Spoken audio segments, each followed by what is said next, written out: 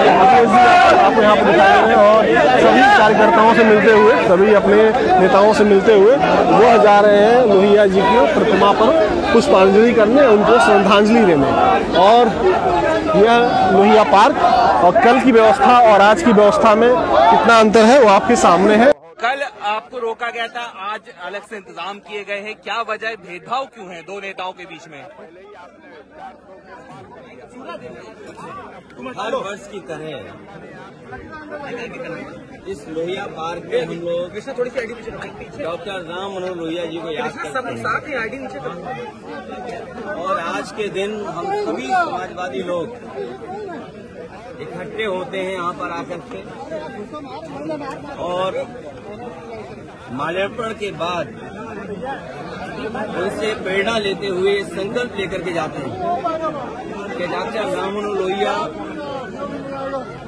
लोकनायक जयप्रकाश नारायण जी और नेताजी और बड़ी संख्या में समाजवादी नेताओं ने जो सपना देखा था कि भारत समाजवादी देश बने, समाजवादी व्यवस्था से देश चले, डॉक्टर राम लोहिया जी के संकल्पों पे, उनके आदर्शों पे, उनकी बताई हुई नीतियों पे, जिन्होंने ये सपना देखा था कि हर तरह का भेदभाव खत्म हो समाज के अंदर, चाहे जाति को लेकर के भेदभाव हो,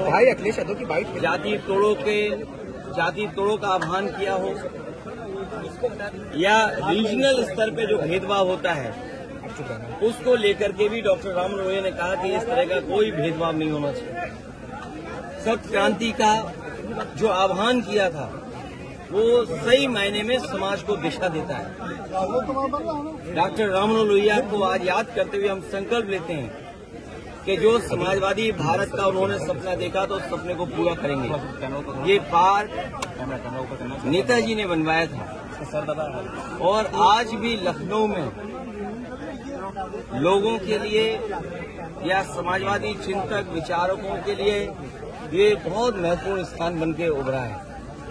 इस स्थान पर सुबह से लेकर के शाम तक इस पार्क में लोग आते हैं और जब डॉक्टर राम मनोहर लोहिया के प्रतिमा के पास आते होंगे जरूर उनसे प्रेरणा लेकर के जाते होंगे। और आज देश में सच्चाई यही है कि समाजवादी व्यवस्था से ही गरीबी दूर हो सकती है, समाजवादी व्यवस्था से ही पढ़ाई का जो भेदभाव है वो खत्म हो सकता है, समाजवादी व्यवस्था से ही जो डॉक्टर राम मनोहर लोहिया ने कभी कहा था कि दाम बांधो की नीति लागू हो, तो जिस तरह से महंगाई है, बेरोजगारी है, उसको अगर कोई खत्म कर सकता है तो समाजवादी नीतियां।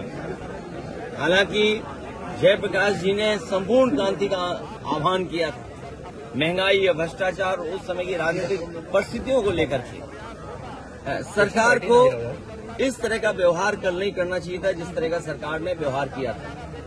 और ये बात कहना कि जीव जंतु हैं इसलिए आप नहीं जा सकते हो, तो जीव जंतु तो सड़कों पर भी हैं, हर जगह हैं, तो क्या हर जगह आना जाना आप रोक देंगे? क्या जीव जंतु से आप पूरा यातायात रोक दोगे? सड़कों पे चलने को रोक दोगे क्या आप? इसी बहाने को लेकर के जीव जंतु हैं। ये केवल समाजवादियों का जो काम था, समाजवादियों का आज भी काम दिखाई दे रहा है। जयप्रकाश नारायण इंटरनेशनल सेंटर के सामने आज भी बीजेपी का विकास फीका है और उस ऊंचाई से देखो आप तो आप खुद महसूस करेंगे और उस बिल्डिंग को देखें कि आज के समय में भी वो सबसे मॉडर्न इंफ्रास्ट्रक्चर दिखाई देता है जो पब्लिक यूज के लिए थी। ये जो ओपन स्पेस आपको दिखाई दे रहा है, ये पार्क, ये समाजवादियों की देन है। चाहे आपका लोहिया पार्क हो, चाहे छोटे लोहिया जनेश्वर पार्क हो। अब तो ये सरकार रख रखाव भी नहीं कर पा रही है, तो सोचिए वो महापुरुषों का सम्मान क्या करेंगे। आपको चेन्नई में मतलब मोटिव क्या हो सकता है गवर्नमेंट का कि आपको जेपी पे जाने रोक दिया, यहाँ पे आप आ गए वहाँ रोक दिया? देखिए, इसका जवाब तो वही लोग दे सकते हैं। अगर वो जीव जंतु की बात है तो जीव जंतु यहाँ ज्यादा होंगे, बिल्कुल, क्योंकि यहाँ हरियाली है, पार्क है, पेड़ पौधे हैं, हो सकता है जीव जंतु यहाँ हो। ये केवल बहाना था अपनी नाकामी छिपाने के लिए, क्योंकि आज भी जिबिनेसी जो बिल्डिंग, जो स्मारक दिखाई देता है, वो भारतीय जनता पार्टी के हर विकास को फीका कर रहा है। उन्हें लगता है कि ये विकास जो है वो उनकी आंखों में चुभता है, उन्हें बुरा लगता है। इसीलिए मैंने कहा ये विनाशकारी लोग हैं। इनके भाव देखो विनाशकारी हैं, इनके काम करने के तरीके विनाशकारी हैं। आप सोचिए जब आरोप लगा, ऑपरेशन लगा कि आपने एक की हत्या की है एनकाउंटर में, तो आप सोचिए हत्या को बैलेंस करने के लिए हत्या, इनसे बड़ा जातिवादी कौन हो सकता है। मैं नहीं था उस समय, लेकिन उसके पिताजी से क्या क्या कहलवाया गया, उसके परिवार से क्या क्या कहलवाया गया। मुझे ठंडक नहीं मिली है। ठंडक मिली होगी तो इस प्रदेश के मुख्यमंत्री जी को ठंडक मिली होगी कि एक को मार करके दूसरे को मार करके बैलेंस करने की जो उन्होंने रणनीति अपनाई थी। ये तमाम वो चीजें हैं जो समाजवादी लोग कभी सोच भी नहीं सकते। किसी के साथ व्यवहार ऐसा समाजवादी लोग नहीं कर सकते। सर, एनसीपीसीआर ने एक रिपोर्ट, सभी यूनियन टेरिटरीज में मदरसा बोर्ड बंद करना चाहिए और मदरसों की स्टेट फंडिंग रोक देनी चाहिए। देखिए, ये भेदभाव का देश सबका है, सबका देश, संविधान, लोकतंत्र और खास संविधान हमें अधिकार देता है। तो संविधान से जो चीजें व्यवस्थाएं बनी है, हर संविधान से बनी हुई चीज को ये उलटना चाहते हैं। ये वो लोग हैं जो नफरत पे राजनीति करना चाहते हैं। ये वो लोग हैं जो भेदभाव पे राजनीति करना चाहते हैं। ये वो लोग हैं धर्म को, जातियों को लड़ा करके राजनीति करना चाहते हैं। लेकिन ये अपने कामयाब नहीं होंगे। इस देश की जनता, समाज में बैठे हुए बुद्धिजीवी लोग, पढ़े लिखे लोग, वो सब महसूस कर रहे हैं कि भारतीय जनता पार्टी की जो भेदभाव की राजनीति है वो चलने वाली नहीं। सर, आपने दो रेल मंत्रालय पे सवाल खड़े किए हैं कि लगातार इस तरह की घटनाएं होती जा रही हैं। देखिए, रेल मंत्रालय पे पहले भी बहुत उंगलियां उठी हैं। एंटी कोलिजन से लेकर के जो टेक्निकल और साइंटिफिक चीजें बताते थे कि इससे हम न केवल रेल में सुधार लाएंगे बल्कि एक्सीडेंट भी कम करेंगे, कवच सिस्टम, और बहुत सारी चीजें उन्होंने की और लेकर के आए। लेकिन परिणाम क्या दिखाई दे रहा है? अगर कोई रिकॉर्ड तोड़ रहा है पेपर लीक का तो वो train accident. Sir, Sadruddin Owaisi ने हरियाणा चुनाव पे बयान दिया, कहने लगे कि हम वहां साथ नहीं थे तब भी हार। इंडेक्स को लेके किया था।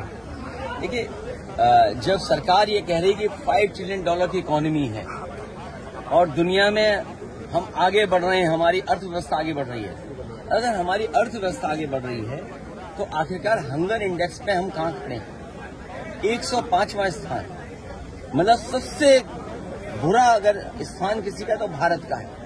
और वहीं दूसरी तरफ अगर अर्थव्यवस्था बेहतर है तो आखिरकार आपका रुपया डॉलर के मुकाबले क्यों नीचे जा रहा है? तो ये तो तमाम वो सवाल हैं जो सरकार को जवाब देना चाहिए। इनका भ्रष्टाचार, इनके महंगाई न रोकने की, और जो इन्वेस्टमेंट में जो सपने दिखाते हैं कि इन्वेस्टमेंट आएगा, ये तमाम वो नाकामी है जिसकी वजह से हंगर इंडेक्स में हम यहाँ पहुंच रहे हैं और हमारा रुपया भी लगातार नीचे जाता रहा। यूपी बाई इलेक्शन को लेकर जल्दी